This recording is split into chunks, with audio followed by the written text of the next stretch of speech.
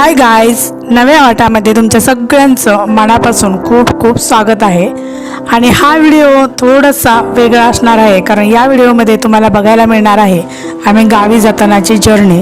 कारण उन्हाळा सुरू झाला आहे आणि प्रत्येकजण कुठे ना कुठे फिरायला बाहेर पडतो, पण आम्ही गेले 3-4 वर्ष गावाकडे गेलोच नव्हतो. त्यामुळे आम्ही आता यावर्षी प्लॅन केलेला आहे गावी जाण्याचा, आणि त्यासाठीच आमची तयारी सुरू आहे.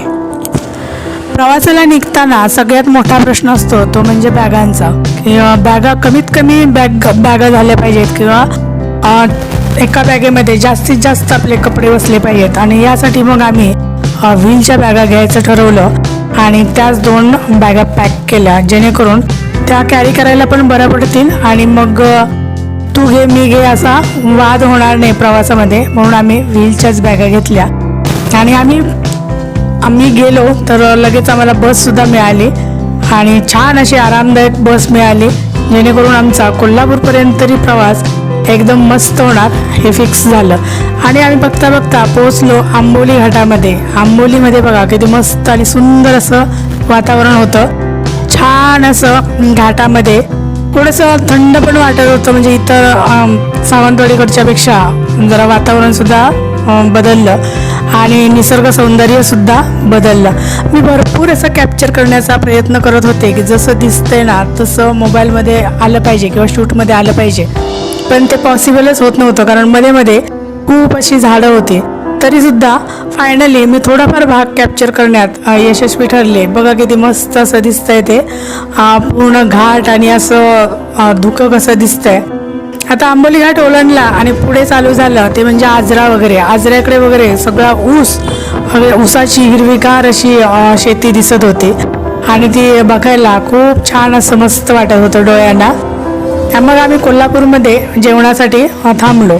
घरातून निघताना आम्ही नाश्ता वगैरे काहीच करत नाही, कारण काय सगळ्यांनाच प्रवासाचा थोडासा त्रास होतो, म्हणून आम्ही घरातून नाश्ता वगैरे काही न खाता निघतो आणि कोल्हापूर किंवा सांगलीमध्ये आम्ही जेवणासाठी थांबतो.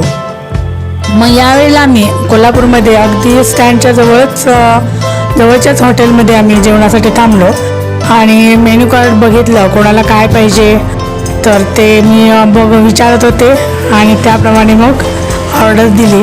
मुलांनी त्यांच्या आवडीप्रमाणे त्यांना हवी होती तशी एकाने मागवली पुरी भाजी तर एकाला हवी होती पावभाजी, आणि आम्ही मात्र दोघांनी राईस प्लेट म्हणजे पूर्ण जेवणच मागवलेलं होतं. बघा किती छान डाळ भाजी 2 आमटी, त्याच्यानंतर दही पापड लोणचं स्वीट डिश हे सगळंच होतं ह्याच्यामध्ये. आणि खूपच म्हणजे जेवण छान दिसत होतं आणि खरं तर भूक खूप लागलेली होती सकाळी न खाल्ल्यामुळे. फक्त पाणी पित होतो आम्ही, जवळजवळ 5-6 बॉटल पाण्याच्या झाल्या कोल्हापूरला जाईपर्यंत, कारण ऊन एवढं होतं. आणि त्यामुळे मला सगळ्यात पहिलं दहीच खायला बरं वाटलं. दही खाऊन खूप छान वाटलं, थंडगार असं. मुलगी मला सांगत होते अगं त्याच्याबरोबर भात तरी खा. मग मी नंतर थोडासा भात आणि भाजी खायला घेतली, नाहीतर मला दहीच खावं असं वाटत होतं. जेवण खूप टेस्टी होतं, एकदम मस्त.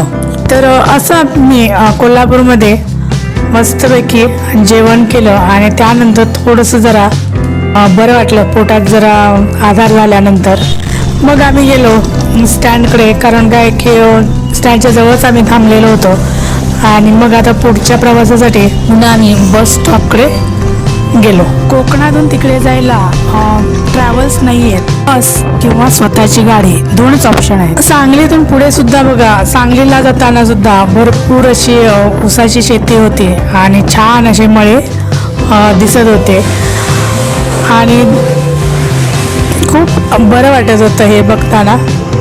पण सांगलीच्या पुढे मात्र प्रवासाचा खूपच त्रास झाला. अगदी स्टँडिंगने आम्हाला जावं लागलं.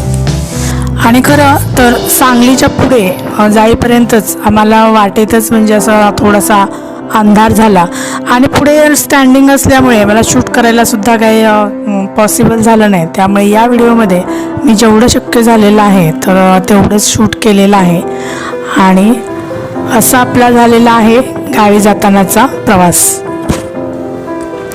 हा बघा सूर्यास्त, आणि सूर्यास्त झाला त्यावेळेस आम्ही तासगावमध्ये होतो, म्हणजे तासगाव जस्ट पास केलं होतं आणि पुढे आम्हाला काळोखच पडणार होता. त्यामुळे हा व्हिडिओ मी इथेच थांबवते.